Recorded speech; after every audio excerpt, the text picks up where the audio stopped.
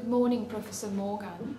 I suppose before coming to Mauritius, you might have done a bit of research about the university. What were you expecting before coming here, and what is your assessment of the reality on the ground? Well, when I was looking at the university, I could see there were lots of challenges.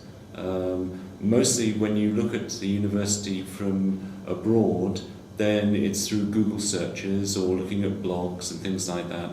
And I could see that there were lots of communication issues, mostly within the institution. And having been here for a few weeks now, I can see that communication is one of the main challenges that we face.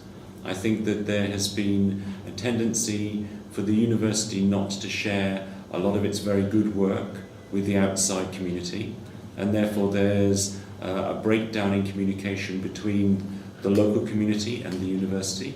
But I think also within the university itself there has been challenges in terms of communication between schools and departments, from the administration also to the academic side, and even from the academic side to the students.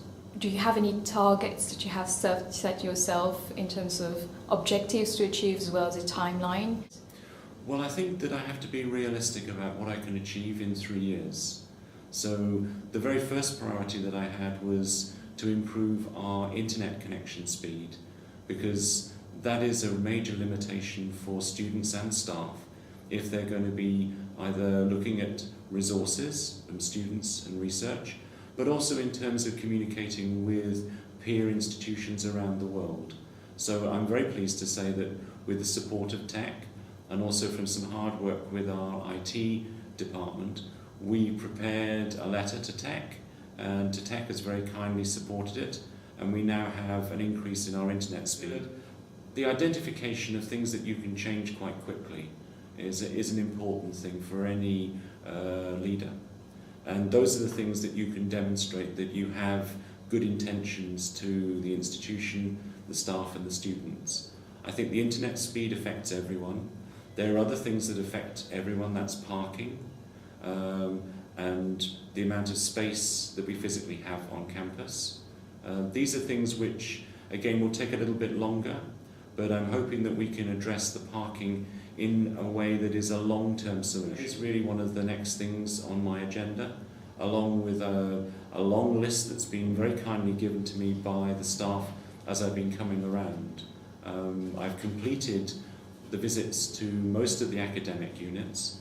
I now intend to go around to the centres and also to the administration and the service groups. There are two main sectors where academics want to see things evolving. First about teaching and learning, and the other about research, where there has been a lot of criticism in the media. Mm-hmm.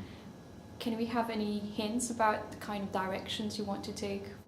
Well, I think I'll take the research first. I think there's been a lot of unfair criticism that I've seen with respect to the research activities here.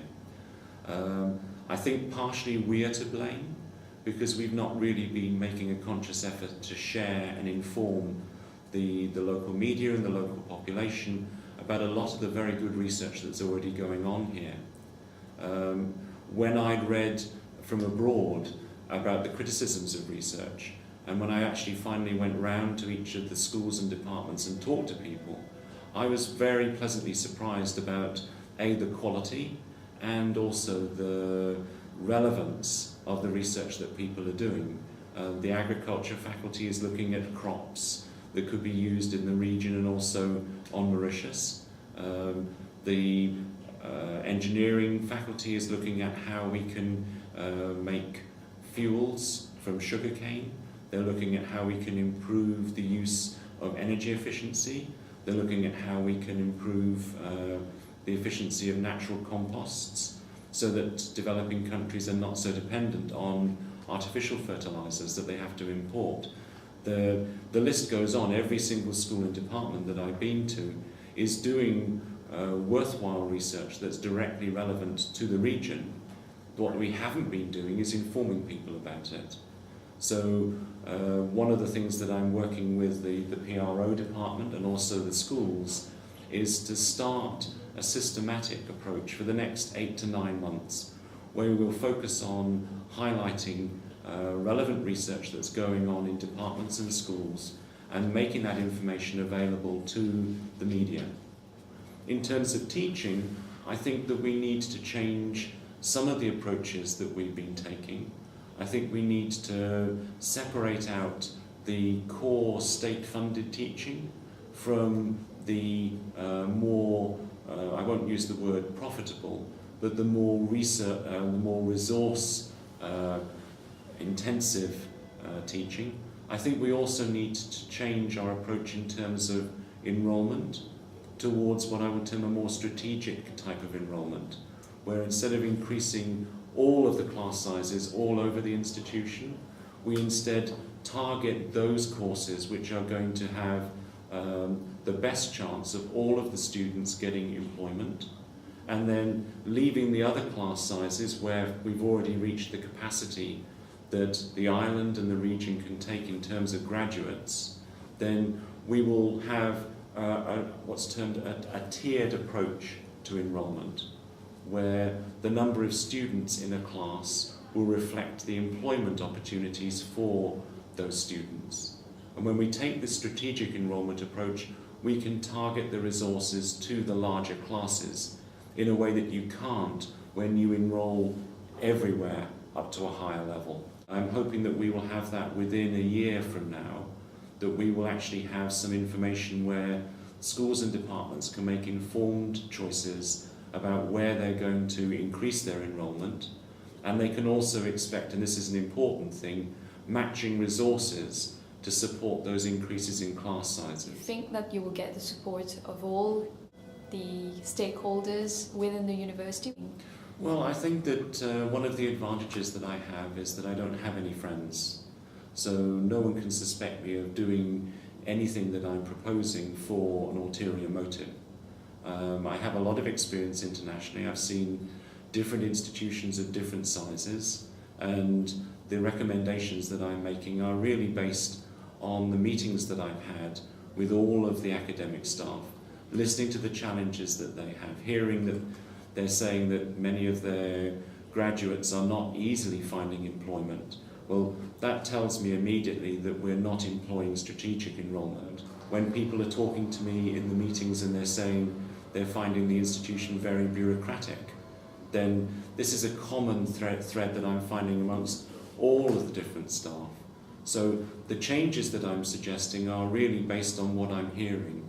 And as part of the consultation process that I'm having with staff, then we will be typing up transcripts of the main points that have been raised, sending those back so people can make amendments to them and changes, and then we will end up with a document, maybe in 6 months' time, which covers all of the ideas, all of the concerns that have been raised throughout the entire university.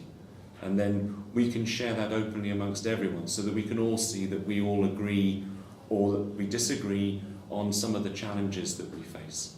Whether I will have the complete support of everyone, I doubt that.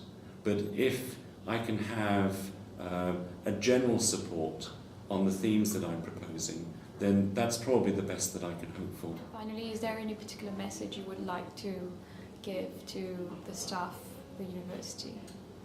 I think the message I'd like to give is to be positive, to freely share with me if you have suggestions for the improvement of the university, then I'm more than willing to listen.